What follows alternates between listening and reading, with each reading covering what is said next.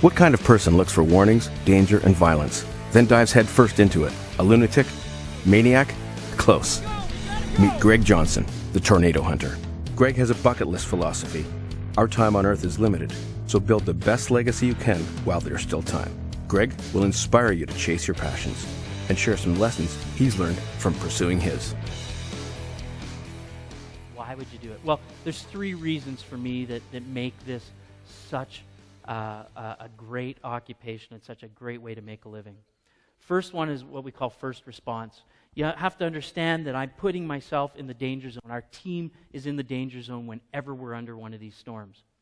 And as was the case in Balgony, June of 2012, we broadcast the first live tornado in Canada. I was working with the CBC that day, and we broadcast live a tornado near Moose Jaw. And that's happened to us numerous times where we're the first one there to provide assistance, long before any medical or fire or police or anybody like that gets there. And so we take that very seriously, and I'm very proud of that fact.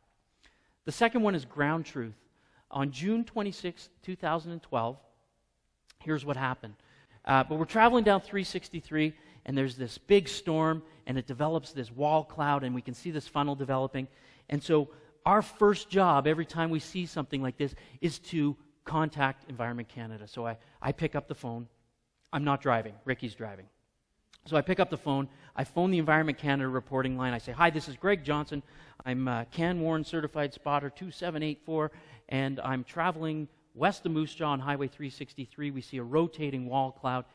And the guy on the other end of the line says, "Greg, we're going to stop you right there. We're watching your live stream right now. We just issued the tornado warning for the city of Moose Jaw based on what we're seeing."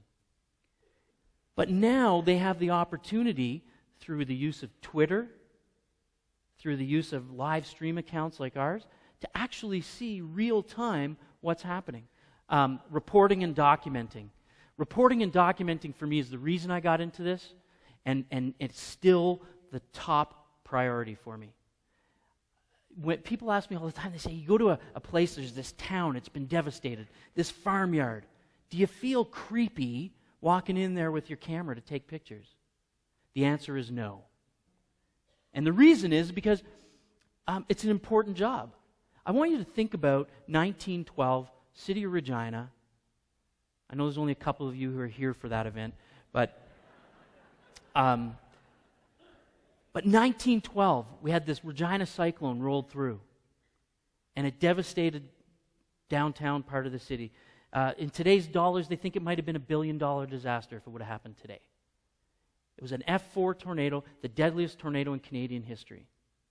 A couple years ago, my kids had Heritage Fair at the school, where they have to research and do a heritage project about something from Saskatchewan's history.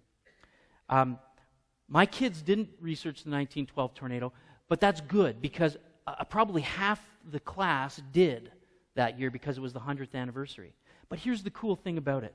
Somebody took the time in 1912 to go out and talk to people and document their stories, tell their stories.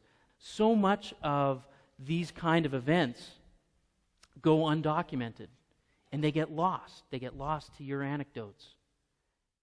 I told you three reasons, but there's one more, and it has to do with legacy. And I want to talk about not just the legacy that I've been given, but I want to talk about the legacy that we've all been given. I want you to think about the fact that this is the best time in human history to be a human being. The fact is that this is the safest and the best time to be a human being.